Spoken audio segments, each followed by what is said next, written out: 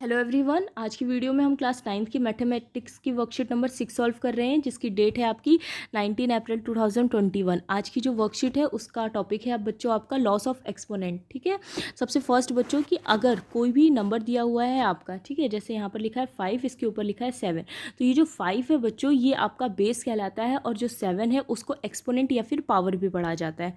Okay, उसके बाद आपके रूल्स दिए गए हैं, एक एक करके हम लोग रूल्स को देख लेते हैं। रूल फर्स्ट है बच्चों, जैसे आपका बेस दिया हो 5 है, ठीक है, मल्टीप्लाई किया गया है 5 से ही, इसकी पावर 4 है, इसकी पावर 2 है, ठीक है। तो अगर कभी भी बेस हमारे जो सेम होते हैं और मल्टीप्लिकेशन लगा होता है तो ऐसे में जो हमारी पावर्स होती हैं इनको ऐड कर दिया जाता है, यानी कि प्लस कर दिया जाता है। तो उसका आंसर आ गया 5 की पावर 6, ठीक है।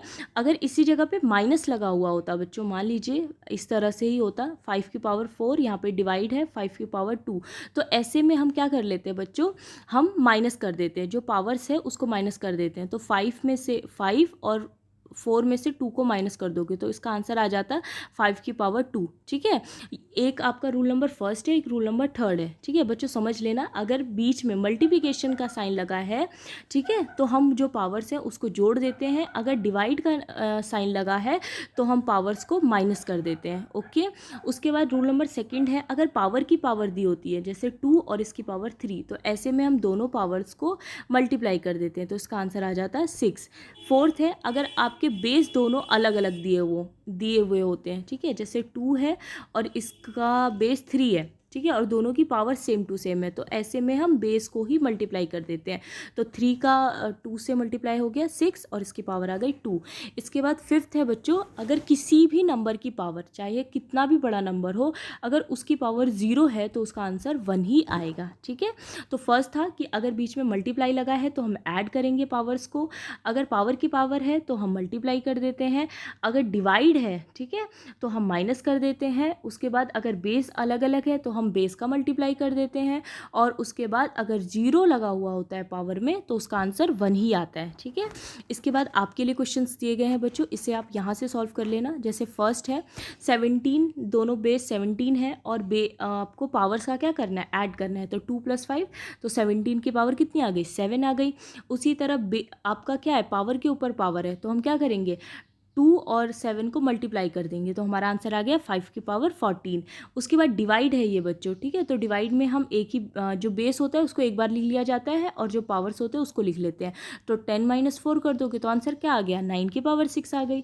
फिर फोर्थ है, ठीक है, यहाँ पर क्या है, यहाँ पे तो हमारे बेस ही अलग है, तो बेस में हम मल्टीप्लाई कर देंगे और उसके ऊपर पावर लगा देंगे 11 के ऊपर, फिर 0 है पावर, तो इसका आंसर क्या आ जाएगा, 1 आ जाएगा। ओके, उसके बाद नेक्स्ट है बच्चों, अंडर रूट वाले क्वेश्चंस दिए गए हैं आपके लिए, ठीक है, कि अगर अंडर रूट से हटाना होता है किसी नंबर को तो उसकी पावर लगा के कैसे हटाया जाता है। जैसे मान लीजिए बच्चों यहाँ पर √7 दिया हुआ है, ठीक है, तो अगर बच्चों यहाँ पर कोई नंबर नहीं लिखा हुआ होता है तो हम जब इसकी पावर लगाएंगे तो 1/2 लगाएंगे, आपको ध्यान रखना है, तब हम इसकी पावर 1/2 लगाएंगे। लेकिन यहाँ पर कोई नंबर दिया होता है, जैसे मान लीजिए यहाँ पर 3 दिया होता है, या ये जो कोना होता है ना, यहाँ पर अगर दिया होता है तो हम इसकी पावर 1/3 इस तरह से लगाते हैं। तो आपको ये ध्यान रखना है, अगर कोई नंबर नहीं दिया है तो हम 1/2 डायरेक्ट लगा देंगे। ओके, तो आइए इसके क्वेश्चन सॉल्व कर लेते हैं। फर्स्ट है आपका √7 था, तो √7 को आप कैसे सॉल्व करोगे, 7 लिख दोगे, उसकी पावर लगा दोगे 1/2।